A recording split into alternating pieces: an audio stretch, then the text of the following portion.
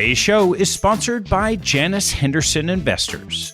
In an environment where allocators face more questions than answers, having a trusted partner is critical.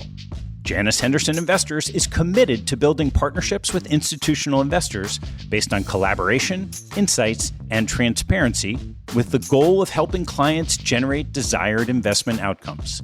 With 26 offices and 350 investment professionals worldwide, Janus Henderson has the scale to offer global perspective across equities, fixed income, and alternatives, and the depth to offer local expertise and support for clients.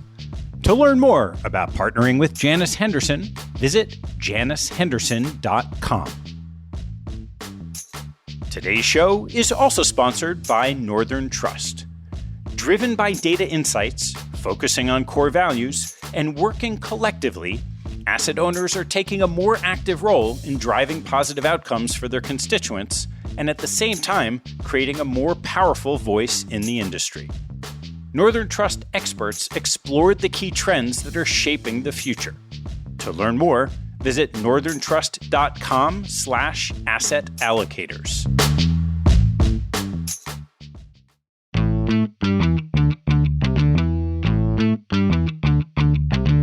Hello, I'm Ted Seides, and this is Capital Allocators.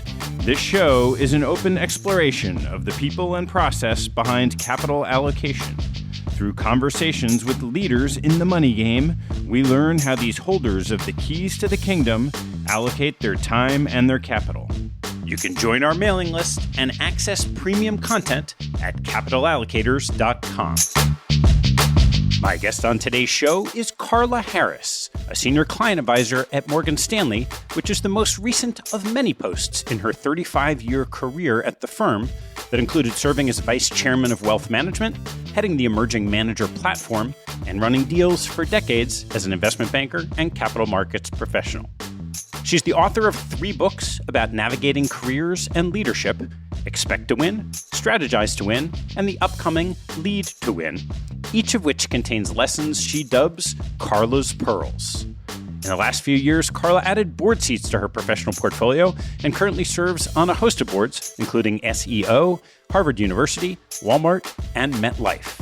If that's not enough, she's also an accomplished gospel singer who's sold out shows in Carnegie Hall and the Apollo Theater. Our conversation offers Carla's pearls of wisdom in navigating a career from her earliest days on the street. We cover her background, path to Wall Street, framing a personal narrative, learning what's important to an organization, being authentic, taking career risks, and evolving multicultural opportunities in asset management. We then turn to lessons from Carla's new book, from sitting in the boardroom, and from a letter to her 25-year-old self. As a heads up, the recording has a little static on Carla's end, but it's both well worth it, and there's something special at the end you won't want to miss. Before we get going, I have the distinct pleasure of offering you a rare opportunity to join the 1%ers. You see, around 1% of listeners have offered up their feedback with a review and rating on iTunes.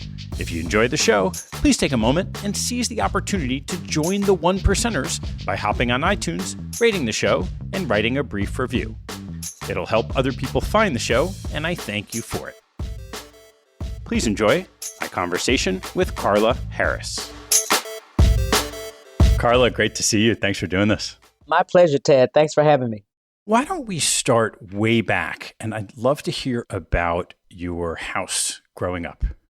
I grew up in Jacksonville, Florida. I was the only child of my parents' union. I would say that they were fairly strict parents. It was a great childhood because I had a pretty vibrant extracurricular life. I was a bowler. I started bowling when I was, 10 years old and got to be pretty good. In fact, by the time I was a senior in high school, I was competing around the state of Florida for scholarship money for college. My highest score back then was 242. That was my big extracurricular, but I was involved in things at church. I was already involved in singing. I sang in the Catholic church, but I also was singing in a Baptist choir. So from 8th grade to 12th grade, I would go to Mass from 9:30 to 10:30, and then I would run over to the Baptist church, which was a couple miles from my house, and I was singing their junior choir.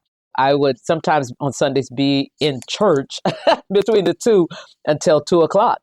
My parents always made me feel that I was supposed to do well. People ask me all the time, why were you so focused? Was it hard or did you have to study a lot? And of course, I studied like everybody else, but they had pretty high expectations for me and would always say, go for the top. And my mother, I realize now, God bless her, the way she would tell me that the world wasn't fair is that she would say things like, if you want an A, go for the A plus.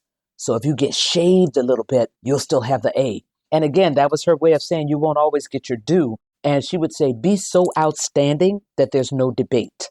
So that drove me. And then my father, he would always say, my job is to create an environment where you can get your job done. And your job is to get your lesson. And you better get the A's. So that was pretty much my household.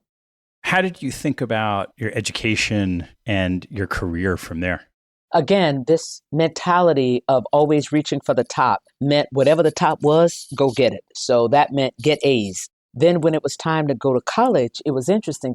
I didn't have any aspirations to go to Ivy League schools at all. That was not something we talked about in my household, but my parents did expect that I would go to college because I was so good academically. So they just assumed I would get scholarships. And my biggest aspiration was to go to UCLA because my favorite aunt lived in LA. That was it. Full stop.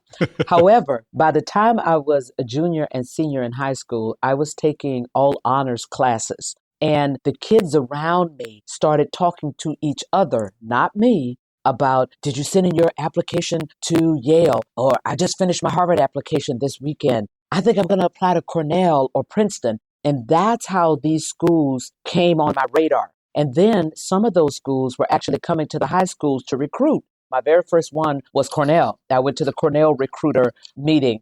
And then I would go to some of the others as they came. And I'll never forget the guy who was teaching my AP English class was like, if you sign up and miss my class one of these times, I'm going to fail you, Carla Harris. So that scared me. Now, I was too naive to know I had the right privilege to go to those things. But by then, because my classmates were talking about these Ivy League schools, I figured out it was something I should aspire to because they were in AP classes with me. So that started to build my appetite for the top. What was the top? So by the time I was a senior, I was getting advice from the guidance counselor. Don't apply to the Ivy League schools. Don't do that. It's too competitive. Don't do it. It's hard to get in. Trust me, you'll go to a great school. Just apply to all the Florida schools and you'll get in. You'll go to college.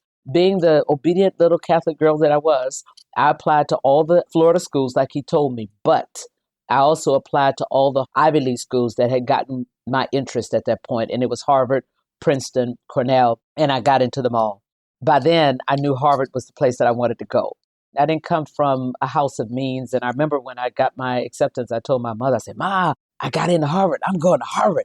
And she said, oh my God, how are we going to pay for that? Because of course, Harvard wasn't giving full rides at the time. And I had a full ride at a number of Florida schools. So she was like, what? I was like, Ma, I don't know, but I'm going. And I did. At one point, I had 3 different jobs on campus. I like to tell kids all the time, nothing can deter you if you are focused and you're intentional about it. Because there I was on campus with 3 jobs and I graduated magna cum laude in my discipline of economics. So it absolutely can be done. And I am not going to tell you it was some hardship and blah, blah, blah. I had 3 jobs. I got my lesson. I was involved in extracurriculars. I had a great time. How did you find your way to Wall Street? Summer after my sophomore year, there was this program called SEO. And they had just started this career program the summer of 1981, which was the summer after my freshman year. And a bunch of my friends applied. They got in, they came back, and they were raving about it. And I said, I'm going to do that because these were people that were my classmates, peers, looked like me. I respected them. They were super smart. And I thought, I want to do that. After my freshman year, I went home. I went back to Jacksonville and I worked in the law firm, which was amazing because I had never worked in a law firm. And at that point, I thought I wanted to be a lawyer. It was called Patrick, Dale and Ball. And they gave me a shot. That was a great summer. But when my colleagues came back and they were raving about it, I said, I want to do that. So I applied to SEO. And Ted, this was the funniest thing. I had never been in New York City. I had never had a stress interview. So I didn't know that 3-on-1, 3 people interviewing you at the same time was supposed to be stressful. I had no idea. God takes care of fools and babies, and I was both. I sat there. The interview was supposedly tough, but I was just Carla. And I answered the questions as they came. By that point, they had realized that they wanted only juniors. But I was a sophomore at the time, and I got it. And that was the summer that changed the trajectory of my life, because all of a sudden, here I am on Wall Street at a firm that was their first time participating in the SEO program. And SEO was really good about making sure that you focused on not just you. Your job was to do a great job that summer so that that firm would want to participate in the program the next year. So keep the seat open for somebody else.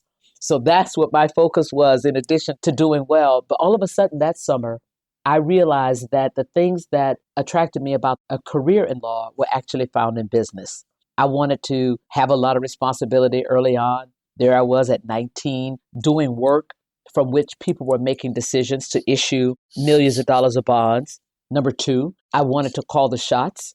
That was the summer I realized that the lawyers didn't call the shots. The business people call the shots, and the lawyers help you get it done within the context of the law. And third, I wanted to make a lot of money. And all of a sudden, I learned what people on Wall Street did in terms of making a lot of money. So I decided I was going to focus on that. But I'll give you one last piece. I'm negatively motivated. So when you tell me I can't do something, I'm all over it. And that summer, I didn't see a lot of women, and I didn't see a lot of people of color, and I couldn't figure out why. So at the margin, that made that profession even more attractive to pursue. We're talking mid-'80s on Wall Street. You get started. What were some of those early lessons in how to navigate a career as an investment banker? I tell you, I call them my hard-earned and hard-learned pearls, because these were things that I didn't know. Every company said, we're a meritocracy. All you have to do is be smart and work hard and you'll go straight to the top. I started to realize that there were other things that really informed your success equation. And how did I learn? By making the mistakes, falling in the hole, crawling out of the hole, and then being reflective on what I could have or should have done that might have avoided that hole, and then applying the lesson, because of course it's going to come again. So when it came around again, I had a lesson that I could apply and say, aha, that works. So the things that I didn't know are the things that I write about in my first book, Expect to Win. I certainly didn't know about the power of authenticity, but let me hold that one for a second. I didn't know that you have about 90 days to create an impression when you go into a new space or you're working with somebody for the first time, because it's just natural to form an opinion that is pretty solid by then. I didn't know that you had the ability to train people to think about you in the way that you want them to think about you. Don't just leave it out there for chance and let them create their own narrative. You have to be mindful about that. I didn't know about asking questions at the time that somebody gives you an assignment. Don't walk away thinking that you know or being afraid to ask the question and then burning a lot of time that might cause you to be late turning in an assignment, which will really cost you in the end. So there were so many things that I didn't recognize and I didn't know. And I certainly did not know how to leverage other relationships. I've been so used to, as an academic, thinking I was doing it on my own. You got a problem set, you figure it out, you turn it in. That's not the way you work in business. It's very collaborative no matter what you're doing. I'd love to pull the thread on two of those. The first is this idea of training others about your own narrative. I'd love to hear more about that. That pearl is chapter 4 in Expect to Win, and it's called Perception is the Co-Pilot to Reality. How people perceive you will directly impact how they deal with you. In order for you to train people to think about you and the way you want them to think about you is you first need to understand the adjectives that are associated with success for that seat. And the mistake that most people make, including me, is that you go in there and say, I'm going to work really hard. They'll see that I'm good and I'm loyal and I'll be rewarded accordingly. But if you work in a way that is inconsistent with the way they think about success, you're not going to be successful. So first of all, you need to know what those adjectives are. Second of all, you need to make sure that your behavior is consistent with those adjectives. So if I'm going to train you to think that Carla Harris is a quantitative maniac, she's just analytical, she is numbers through and through, the way that I do that is that I say to you, well, Ted, give me 3 reasons why this is happening. Or there are 5 reasons why I came up with this hypothesis. Or let's get to the 3 bullet points, because it's all about the numbers. Or let's look at what the data says, because numbers don't lie. It's all about the numbers. So every time I'm speaking to you, I'm saying something about numbers, speaking in terms of numbers, and I'm talking about numbers. What will happen is when I'm not around and somebody asks you about, well, tell me a little bit about Carla Harris. Well, first of all, I'm going to tell you she's a numbers geek. That's going to be the first thing out of your mouth. Or if I want you to think that I'm creative, same thing. We're in a room, we're talking, and I say, okay, I understand what the numbers say, but let's be creative. Let's think out of the box. Let's come up with something that no one else has ever done. Let's own this relationship in a way that nobody else has ever owned this relationship. How can we think about the out of the box? Every time I speak to you, I'm going to say out of the box, creative, differentiated. So when you talk about Carla Harris, you're going to say, boy, she's really creative. She came up with some great ideas. If you want people to think about you in a certain way, your behavior needs to be consistent with those adjectives that they associate with success, or whatever adjectives you want them to have about you. That's what that pearl is all about. And what I'm trying to say to readers is that's within your power. You don't have to be subject to first impressions. You can impact that first impression. When you were first at Morgan Stanley, you mentioned understanding what those adjectives are for the organization you're joining. How did you go about learning what those important ones are?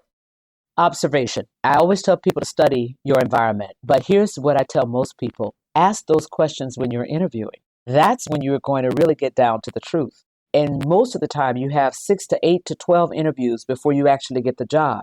Every single interview, you should say to someone, describe a superstar to me in this environment. So when you say so-and-so is a superstar at Morgan Stanley or in your organization, what does that look like? Give me 3 words, and they're going to tell you.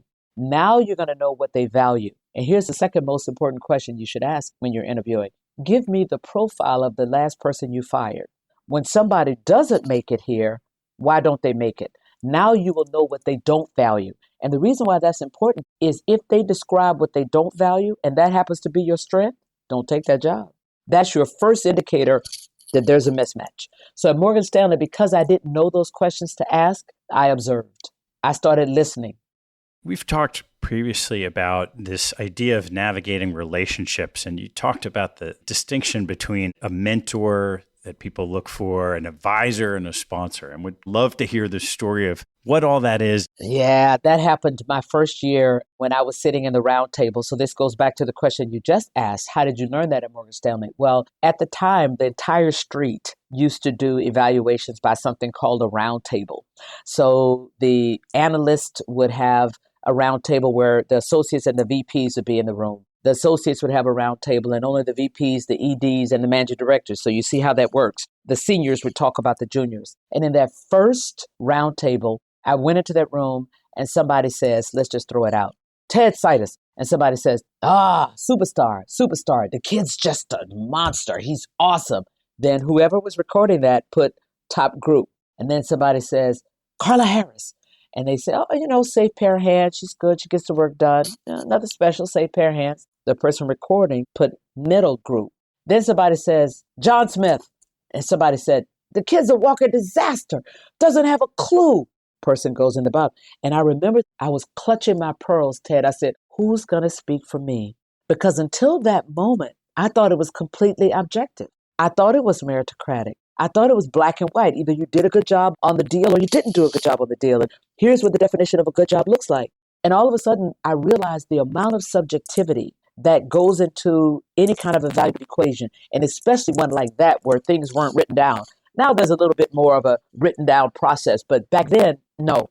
And then I thought, look how this conversation, who's speaking, what they say, how they say it, look at the impact on the outcome. That was a huge lesson. So that's when I started using the word sponsor. And the first time I used that word in public was 1990 at the University of Michigan, where I was giving a speech. Nobody was using that word sponsorship. And now every time I hear somebody say it, it just gives me goosebumps because it's now out in the ether. People were saying words like advocate or champion, but I've been talking about sponsorship, which has caught on now since then, because that's even more important than mentorship.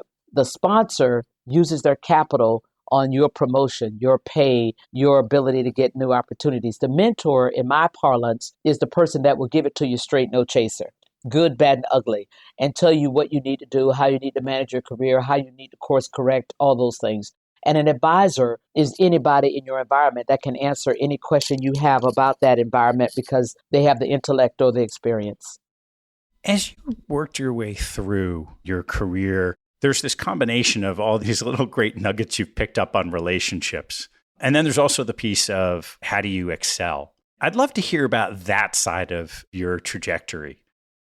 How do you excel is understanding what is expected For example, when I was in the capital markets, being able to demonstrate that you had judgment around how to interpret feedback that you got from some of the accounts that the company that you were raising money for, when they went out on a roadshow, how those accounts were viewing that company, how they valued the company, what they thought of the management team, what they thought of the opportunity. It's really a matter of discernment because people say one thing, but you need to be able to understand what they really mean away from the words that they articulate. And that actually came with experience and dealing with certain salespeople who covered Fidelity or Wellington or Capital or Janus. You get to know those people so you know what they really mean when they use this word or what they really mean when they don't give you any feedback at all.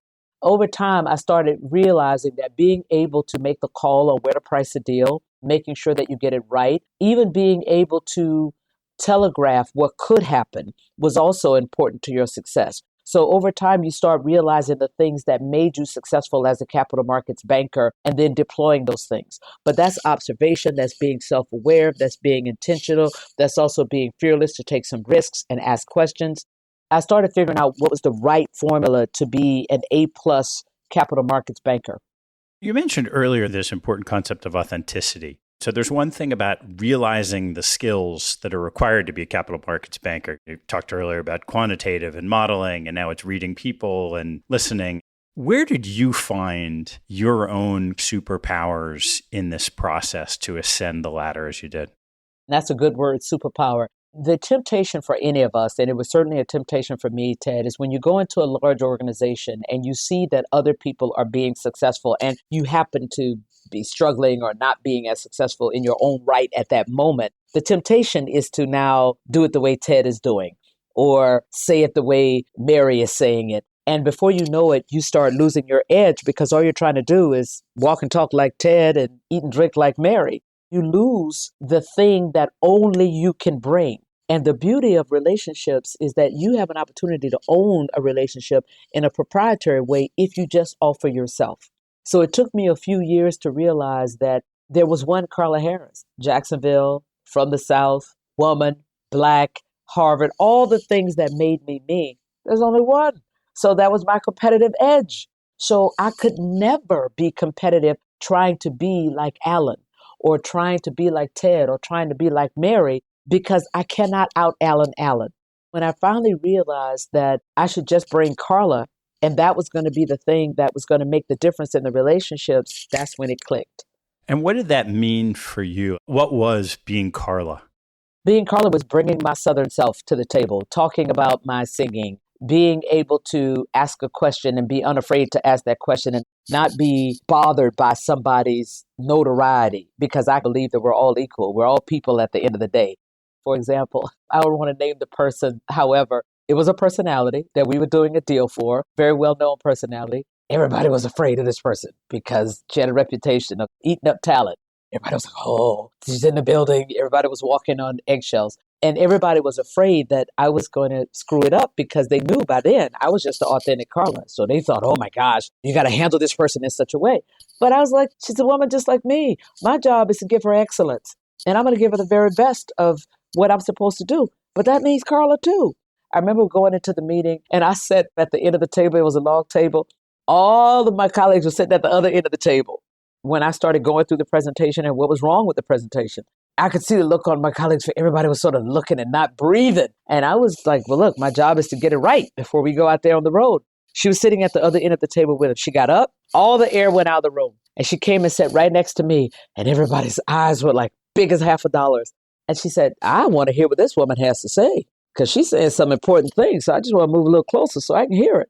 Ted, I wasn't afraid. I wasn't intimidated. I wasn't upset. My job is to make sure you have an A-plus IPO, and I'm going to get that done. And it was fine.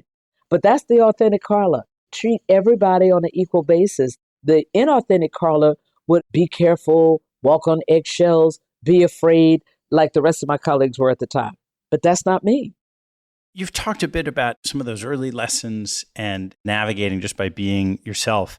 There's two things I really want to hit on. One is a lot of these pearls of leadership in your new book. I also want to get through some of these stages in your career. Why don't we start there? So you've been a banker for a long time. What were some of those different roles and steps you played along the way? I started my career right out of Harvard Business School in mergers and acquisitions. And part of the reason was because, again, I'm negatively motivated. Everybody told me, don't do M&A. You won't have a life. They wear beepers. And so I said, okay, that's where I'm going. Loved M&A, but M&A was hot in the late 80s. And the last big year was 89. And in 1990, it was dead. And in 1991, as I like to say, it was dead squared. So I thought to myself at that point, if I'm going to be long-term in this business, I better make sure that I understand the bread and butter of investment banking, and that's capital raising. So that's when I made the decision to go to capital markets. So that was an important decision because it also changed my career trajectory because it gave me a level of visibility with senior people in the firm that I would not have had if I had stayed in M&A. I went in as an operations officer, which was the person that assigned deals, helped the senior person to run the department, did all of the administrative things. That made me connect with the head of equity, made me connect with the head of investment banking. So it gave me a level of visibility I don't think I would have had. And then I found something I loved. I did M&A because I kind of understood M&A. It was hot. It was supposed to be difficult. So that's why I went into it. Didn't know what a capital markets banker did really and loved it. And to this day, would go back to being a capital markets banker. So that was an important trajectory. The next one was 2007 when I kept hearing myself say, if you consider yourself a leader in the 21st century, you must be comfortable taking risks. And I had to ask myself, because at that point, I was approaching 20 years in my career. And I said, what risks are you taking? You can price 4 deals in a week, do a Carnegie Hall concert, start writing a book, and nobody even knows that you're doing anything else. That sounds like you might have some capacity. What risk are you taking?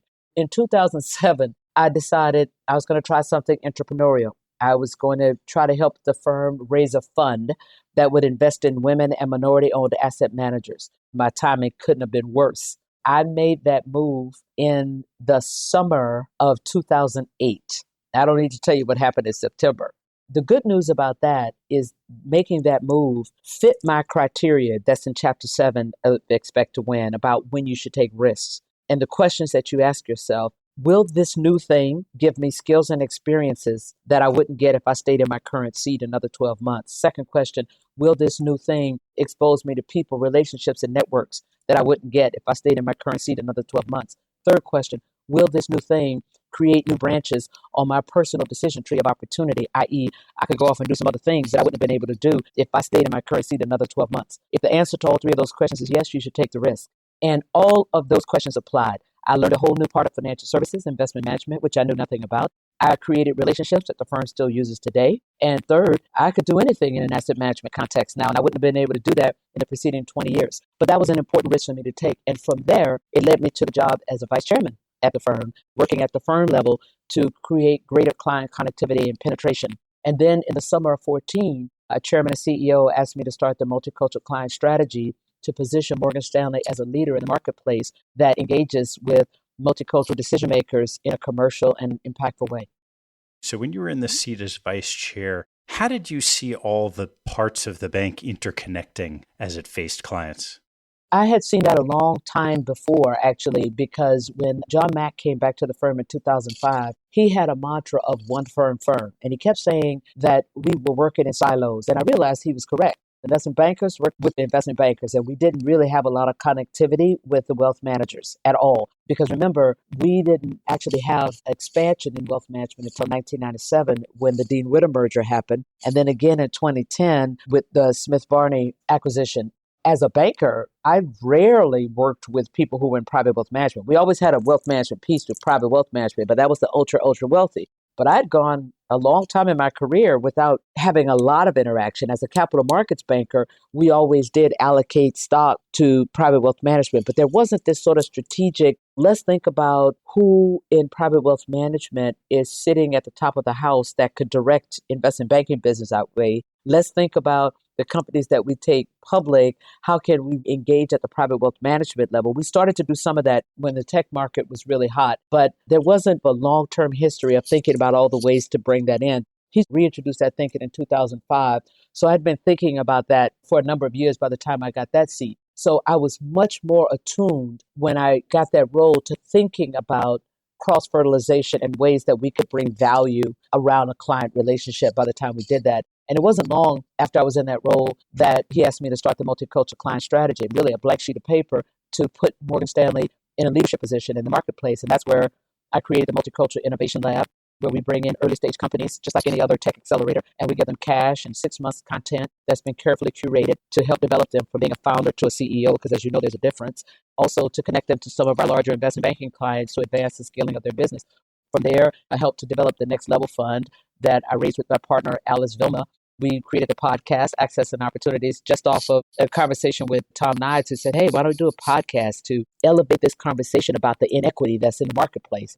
And now we've won 2 Webby Awards and 12 Marcon Awards, again, from a blank sheet of paper. We didn't have such a podcast. We also started the Senior Multicultural Leaders Conference, which to date is the only conference in the marketplace that is a business conference that brings the most senior people of color, African American, Hispanic, Asian, that are in corporate or at the board level to talk about the topics that are germane to business leaders in any given year, whether it's counterterrorism, cybersecurity, the geopolitical environment, the instability of the political environment around the world, those kinds of things. If you combine your lessons from your investment management hat with the innovation lab, you started working in this innovation lab a while back, and it's really the last 2-3 years where we've seen this renewed interest in ESG and D&I in asset management. I'd love to hear your perspective on where we are today in terms of fund flows and activity and actual interest and engagement in fostering that agenda. Sure. I will tell you that 2020 and 2021 were record years with respect to asset allocators giving money to either funds that were run by people of color or businesses that were founded by people of color and women. But interestingly enough, in 2021, I had so many interviews where people said, well, is it going to change or what? And I said, I believe this is a movement and not a moment, but it's incumbent upon us to keep the conversation vibrant. This year, I'm sorry to say that I've started to hear entrepreneurs say that it's getting tough out there, again, to raise the money. So I'm hoping that it's not a complete reversion to what we saw before 2020. But I do think, if nothing else, the level of awareness that there's not a supply problem. There are lots of entrepreneurs of color out there. There are lots of fund managers that are out there, that you do have to get yourself in the traffic as an asset allocator if you want to find them. I think that we will never go back to there being a lack of awareness. I think people now know. Now it's going to be about the intentionality and the courage to move forward and to make sure that you have more women and people of color at your decision-making table as an asset allocator, to make sure that you're partnering and you're engaging with those organizations where a lot of these entrepreneurs and these fund managers actually congregate. And I do believe what we haven't done yet is we haven't sparked enough of the appetite among the LPs to hold their GPs accountable the way corporates are now seeing their shareholders hold them accountable because of ESG, because I believe the S is quickly becoming the D. So now you have large shareholders saying, talk to me about the diversity on your management team. Talk to me about what your boardroom looks like. That is one of the things that's been a powerful motivator for companies to make the kind of changes they need to make. We need that same kind of intentionality and focus from LPs on the GPs and the asset allocators to see the sustained change. When you saw that inflection happen from the corporate world over the last couple of years, are there lessons you saw that could provide catalysts for that LP community to do the same thing in the coming years?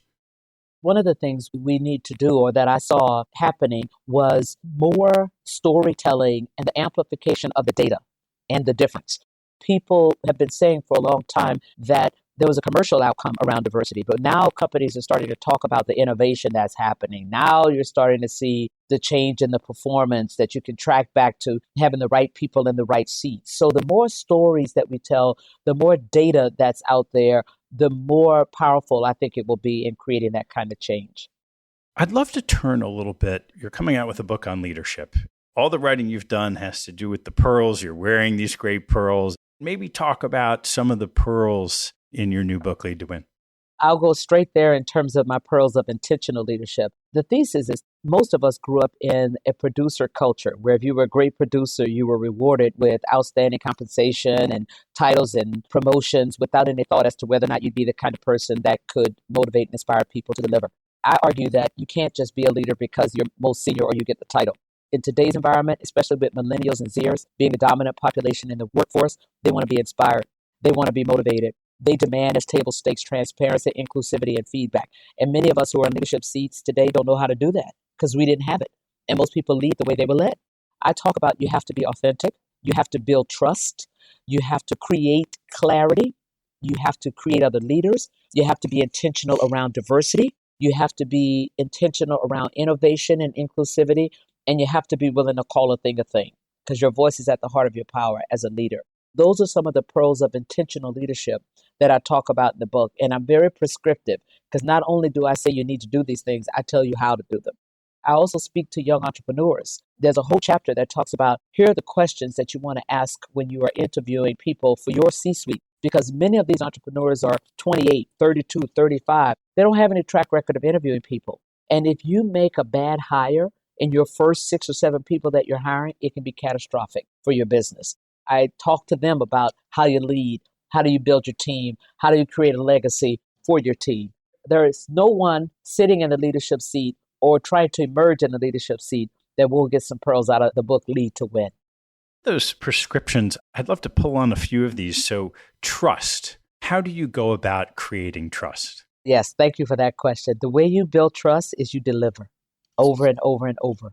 Think about people in your life that you trust right now, the people who are taking care of your kids, the people who are looking after your parents, the folks that you let cut your hair, the restaurant you go to every time it's important. Why do you trust them? They've delivered consistently over and over. The second point, people will always tell you what they value. All you need to do is ask the question and create the space where they can define what they value. Then you can strategize on how you deliver that. That's how you build the trust. You know what they value? Deliver it over and over again. And they come to trust you. Transparency is key to building trust. Because if I even perceive that you're holding something back or you're not telling me something, you impair the trust. Authenticity is critical to that. If you're not being who you really are, there's no way you're going to get the trust. Not 100%. Trust is important in customer relationships, but it is critical in colleague relationships. Because if the people that you are leading don't trust you, you will never get maximum performance and productivity from them. How about creating leaders? How do you prescribe that people create leaders within their organizations? You have to intentionally give people things that you used to cut your leadership teeth. You have to intentionally delegate those things to other people and be thoughtful about it because, again, it won't just happen. So you say to somebody, Ted, I'm going to put you in this meeting and I want you to present. Here are the 5 points that you need to present. Here are some questions that might come up. If this comes up and you're not able to do it, throw me the ball. I have you. Those are the kinds of things that you have to be intentional about and tell people, I'm doing this so that you'll be able to handle this on your own. I'm doing this so that these 3 people in the room get to see you as a leader, as a thought leader, because we're going to need their vote when it's time for you to be promoted. But that's being intentional and making sure the person knows what you're doing. You and I grew up in a clandestine world where people would put us out there, but they wouldn't tell us necessarily that we were being tested. And I'm not so sure that that was the right way to do it because millennials and Zers value highly when they believe somebody is investing in them. So you have to be intentional about articulating that that's what you're doing. This call a thing a thing. I'm really curious what exactly you mean by that and then how you foster it as a leader. That's about transparency. If something is not going well or if there's a problem, you have to tell people exactly what it is. Because guess what? Your team already knows that there's likely to be a reduction in force. They already know there could be a restructuring. And when you fail to give voice to that, you impair the trust, you impair the transparency, and you also compromise the authenticity that you've been trying so hard to display and to deliver. So calling a thing is saying exactly what it is. Whether it's personal, Ted, you really screwed up on that last thing. Don't fail to tell me where I screwed up and then you crush me at the end of the year. That's not going to work. But say, listen, you screwed up right at that point. Call a thing. Or if the organization is not being fair, we didn't give that person a shot, or we're not where we need to be around diversity, or we're saying one thing in the marketplace, but we're doing another. Being able to call a thing in that environment, to me, is one of the most important things that you can do as a leader. Now, I know you've sat on a number of incredibly interesting board seats increasingly over the last couple of years, from Sesame Workshop to Harvard to Walmart, Cummings, MetLife. Would love to hear some about your experiences and lessons from sitting in the boardroom. It's funny you should ask that question right after the one you just asked, because I think there's no other place where it's even more important to be able to call a thing that's in the boardroom.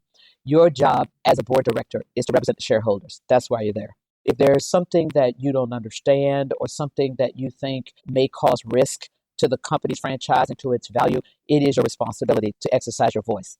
Call the thing a thing. Even if it's not popular in that room, or even if no one else has said it, or even if it feels uncomfortable to say it, if you believe that it's going to benefit the company and it's going to benefit the shareholders, then you have to be willing to call a thing a thing. The other thing I realize is that you have to make sure that you are prepared, that you pay attention, that you're firing on all cylinders. When I'm going to a board meeting, my friends know that I can do the all-nighter 3 times a week, if you will, and I can function on very little sleep. But when I go to those board meetings, I try to make sure that I am as fresh, open, thoughtful, not sleepy, not distracted as possible, because there are a lot of people that depend on me to be front and center and focused, people that I will never see. And that's my job. And the third thing I'm going to say is that the companies and organizations that I have the privilege of sitting on the boards of, they are certainly paying attention globally. They are looking at things from every angle. And I now have a bigger and better appreciation for how difficult the CEO job is. Whether it's in the board or in navigating your career, there are always these sticky situations that come up. Would love to hear how you go about navigating some of those tougher times that arise.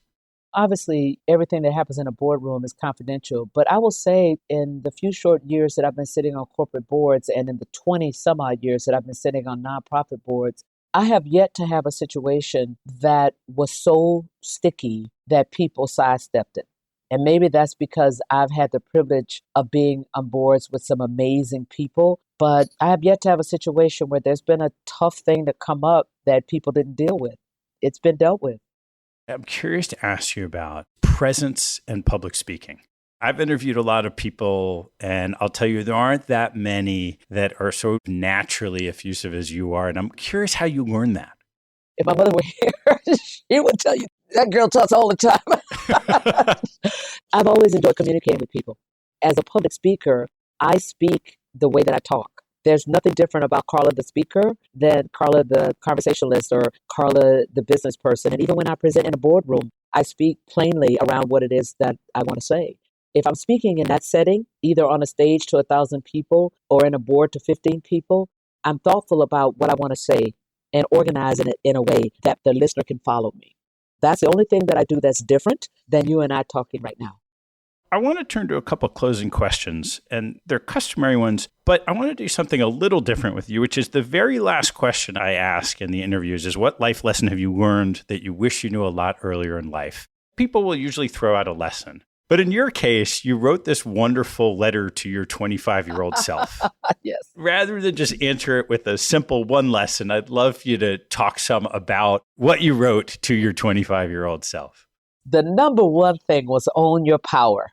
So many times in my 20s and my 30s, I gave away my power, not realizing that I had power. As a young associate, thinking that I had so much to learn and everybody was smarter than me, and sort of discounting that I came to the table with something, just completely abandoning that, or not showing how strong I was intellectually or any other way because I didn't want to piss somebody off or scare somebody else. And so under Own Your Power, in my letter to my 25-year-old self, it says, don't dim your light for somebody else's convenience. That was a big lesson. And the other one is, if you meet someone personally in your life that thinks that you are too much for them, they're right. Don't try to convince somebody else that you are worthy of being with them. If they don't see your value and how fabulous it is to be with you, then let that go. Another lesson to my 25-year-old self, and a good friend of mine, Reggie Van Lee, taught me this when I was like 23 years old. It's much easier to beg for forgiveness than it is to ask for permission. But here's what I add to that. Sometimes you find yourself asking for permission of someone that doesn't have the power to tell you no. But because you asked them, you gave them the power to tell you no. If you know something should be done, do it. If it was the wrong thing, then somebody will say, oh, you shouldn't have done that. Now you can get the great mea culpa, but you already have the experience of having executed. One of the other things, this is real life. It's not a dress rehearsal. Live it.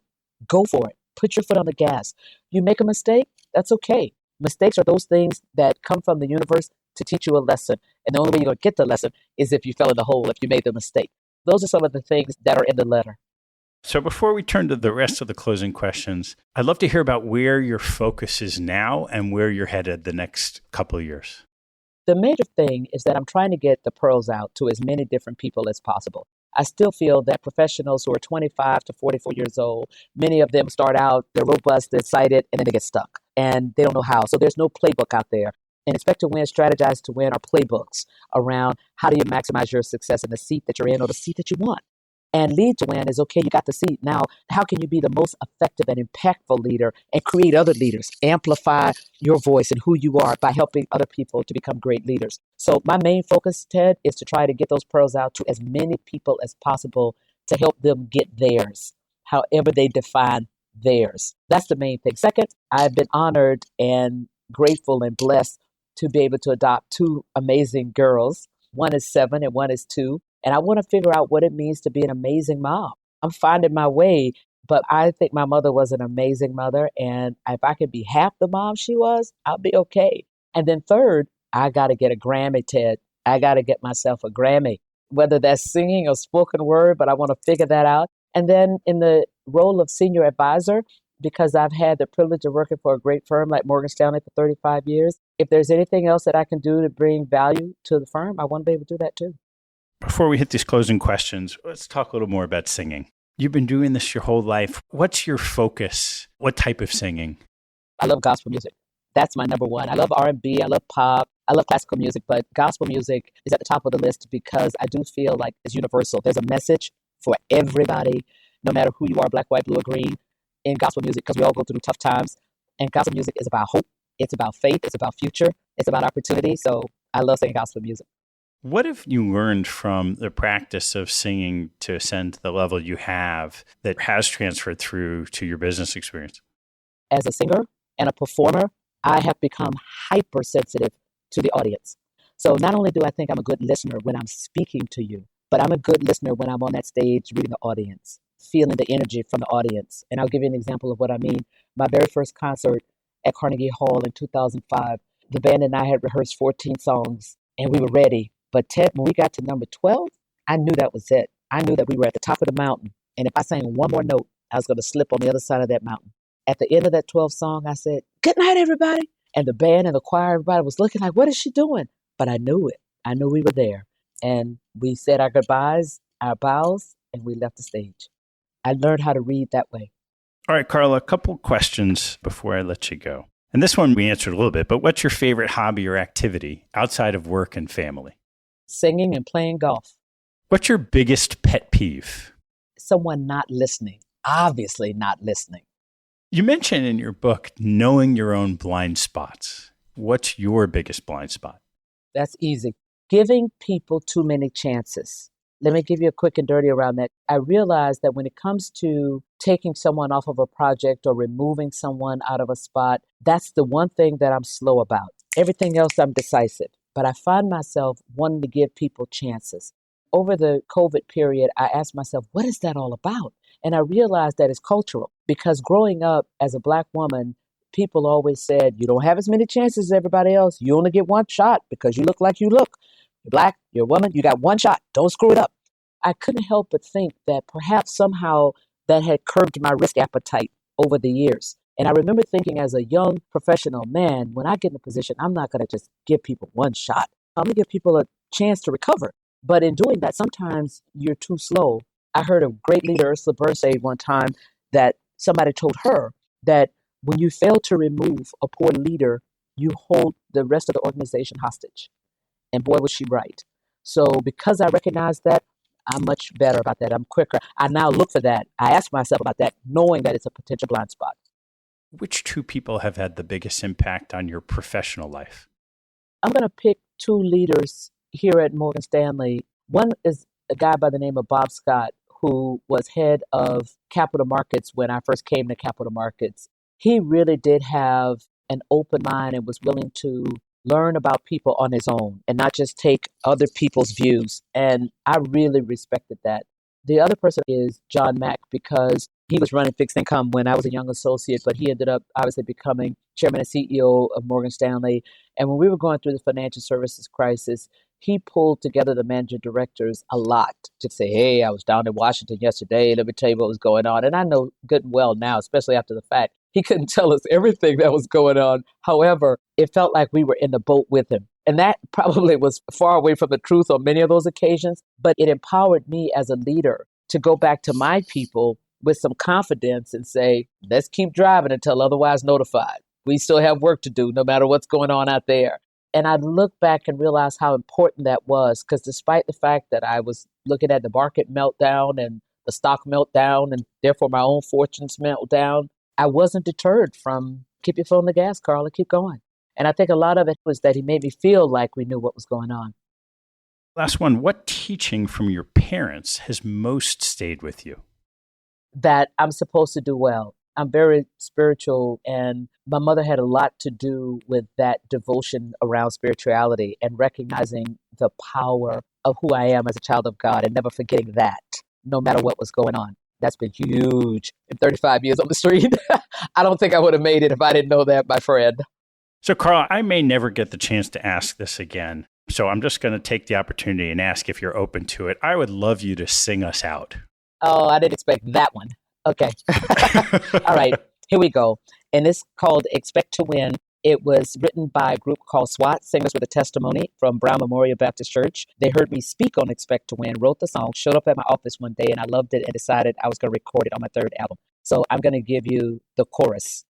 Expect to win, no matter what you're up against. Don't give up, don't give in. Oh, yes, you can. Not fear, but faith will win the race. Don't give up, don't give in. Expect to win. Oh, Carla, I'm so glad I asked.